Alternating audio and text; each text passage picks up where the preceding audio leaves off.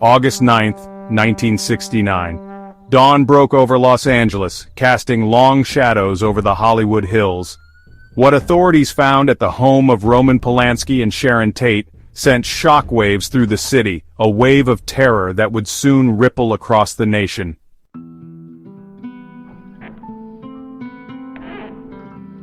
At the heart of this macabre scene was a name whispered in fear and disbelief: Charles Manson. But who was this enigmatic figure who orchestrated such a horrific act? Manson, a man of slight stature and piercing gaze, possessed a disarming charisma, a magnetic pull that drew lost souls into his web of twisted philosophies and dangerous ideologies.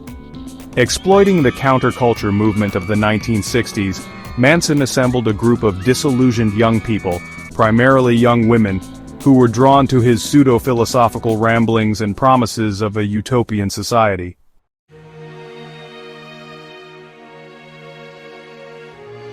Charles Mills Maddox, later known as Charles Manson, entered the world on November 12, 1934. Born to an unwed teenage mother, his early life was marred by poverty, instability, and a profound sense of abandonment. By the age of 9, Manson was already no stranger to the law, committing petty theft and ending up in reform school.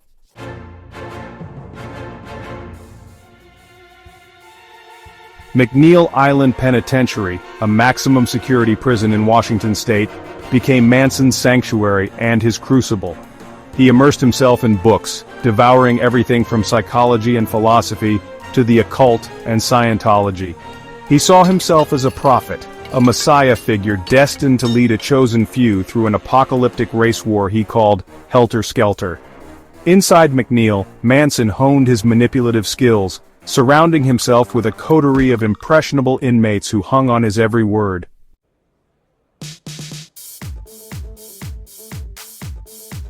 The late 1960s in America was a time of social upheaval, a cultural revolution fueled by anti-establishment sentiment, psychedelic exploration, and a yearning for peace and love. He arrived in San Francisco at the height of the Summer of Love, a magnetic force attracting a following of lost and vulnerable souls. Manson established a commune at Spahn Ranch, a dilapidated former movie set on the outskirts of Los Angeles.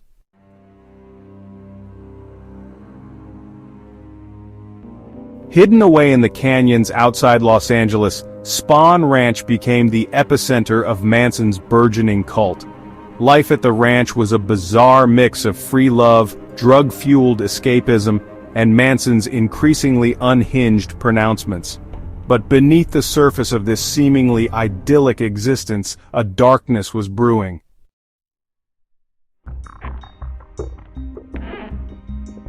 As Manson's grip on reality continued to slip, his pronouncements became increasingly bizarre and paranoid.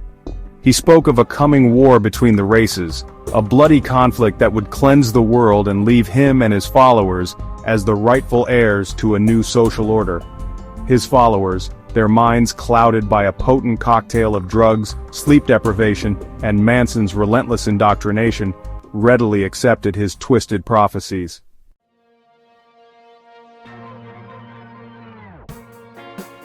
How did Charles Manson, a man with no formal power or authority, manage to command such unwavering loyalty from his followers? The answer lies in his mastery of manipulation and his uncanny ability to exploit the vulnerabilities of those drawn to his charismatic web. Many of Manson's followers came from broken homes, seeking acceptance, belonging, and a sense of purpose. He was a master of love bombing, showering his followers with affection and attention, making them feel special, chosen.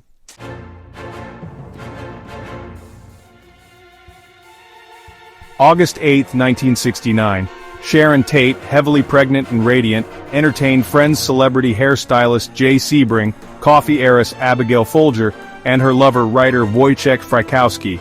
Unbeknownst to them, 4 members of the Manson family, Tex Watson, Susan Atkins, Patricia Krenwinkel, and Linda Kasabian, lurked outside, their minds poisoned by Manson's twisted ideology, their hands ready to commit the unthinkable. "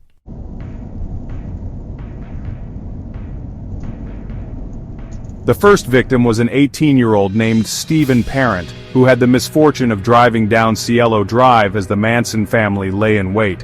Tex Watson, his face a mask of cold detachment, shot the young man dead in his car. Sharon Tate and her friends were stabbed repeatedly, their bodies bearing testament to the frenzy of violence that had consumed their attackers.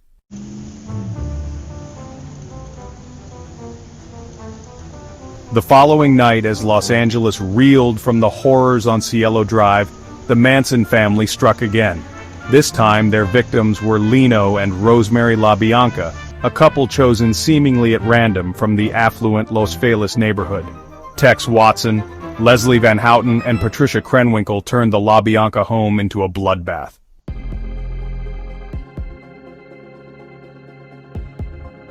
The Manson family murders sent shockwaves through Los Angeles and beyond.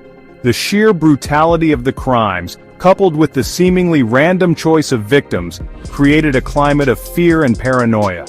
The police, under immense pressure to solve the crimes, initially struggled to find a motive. Their investigation hampered by the chaotic nature of the crime scenes and the lack of any obvious connection between the victims.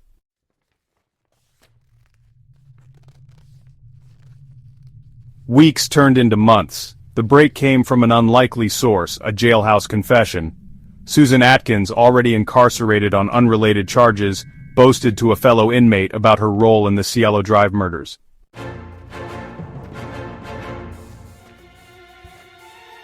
Undercover officers infiltrated the ranch, gathering intelligence and observing the strange rituals and power dynamics at play.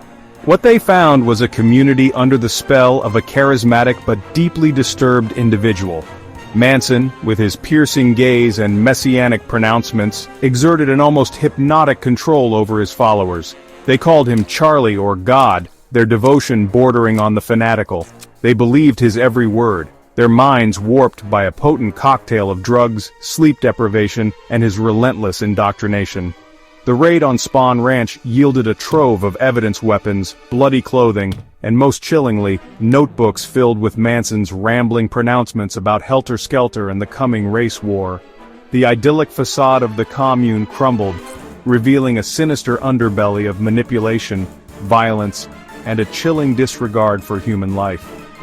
The Manson family, once hidden in the shadows of the California desert, were now thrust into the harsh glare of the media spotlight. The nation watched in horror as the details of their crimes and the twisted ideology that fueled them came to light.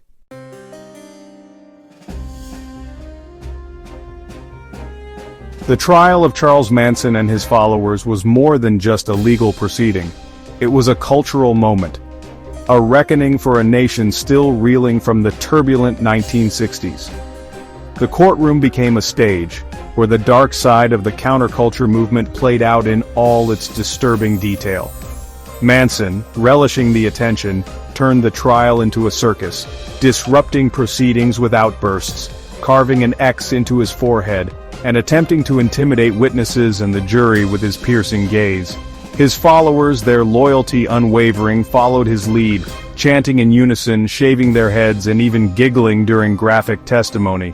Prosecutor Vincent Bugliosi, faced with the daunting task of proving Manson's guilt despite the fact that he never personally committed the murders, argued that Manson was the mastermind, the puppet master who had manipulated his followers into carrying out his will. He painted a chilling portrait of Manson as a narcissist, a master manipulator who used a potent mix of love, fear, and twisted ideology to bend his followers to his will. He argued that Manson's obsession with Helter Skelter, his desire to ignite a race war, was the driving force behind the murders.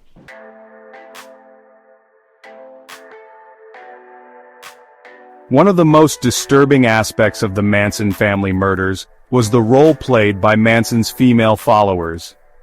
These young women, many from privileged backgrounds, abandoned their lives for Manson's promises of love and belonging.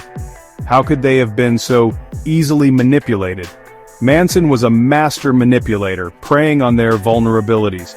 He offered them belonging and purpose, but demanded loyalty and obedience. By the time he ordered them to kill, they were no longer free-thinking individuals. They were his puppets, their minds and wills subsumed by his desires.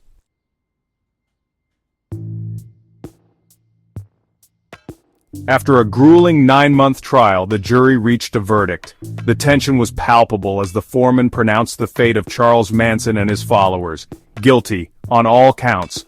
The courtroom erupted with gasps, sobs, and cries of justice. The verdict sent shockwaves through the nation, ending Manson's reign of terror.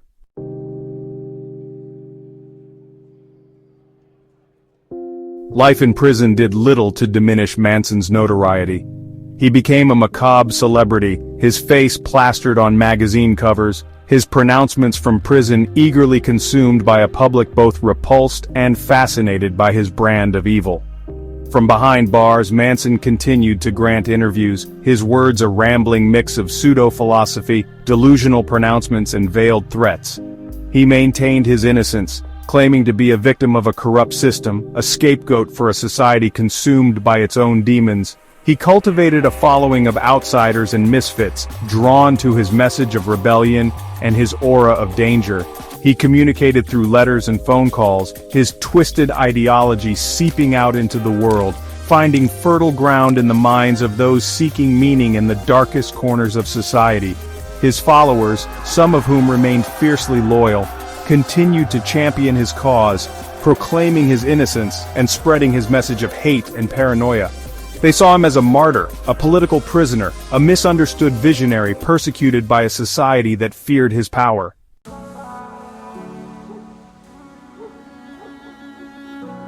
Charles Manson died on November 19, 2017, at the age of 83. He left behind a legacy of evil, his name forever etched in the annals of American crime. Even in death, Manson's grip on the public imagination remained strong. His story continued to be told and retold in books, films, and documentaries. He became a ghoulish pop culture icon, his image emblazoned on t-shirts.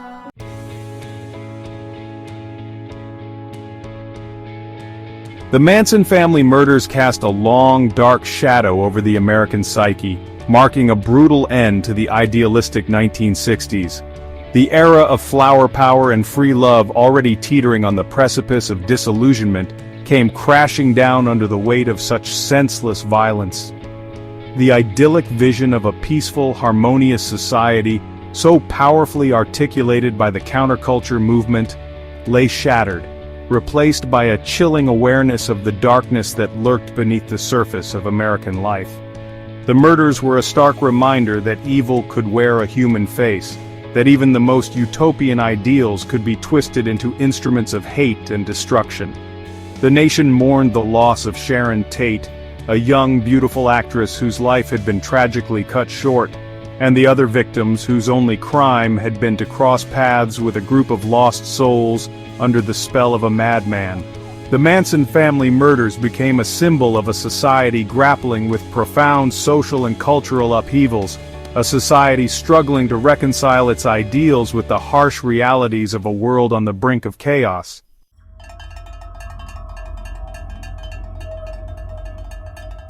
The impact of the Manson family murders extended far beyond the immediate victims and their families.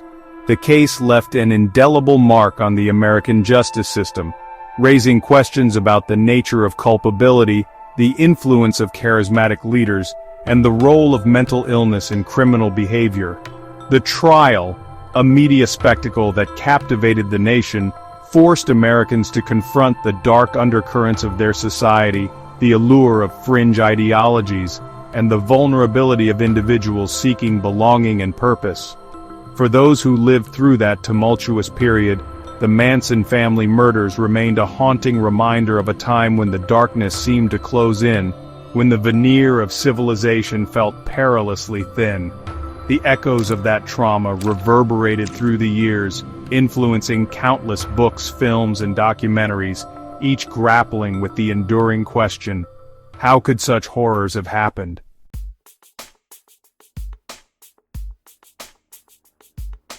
The story of Charles Manson serves as a timeless warning of the seductive power of charisma and the dangers of blind obedience. Manson, a master manipulator, exploited human vulnerabilities, offering a twisted path to enlightenment.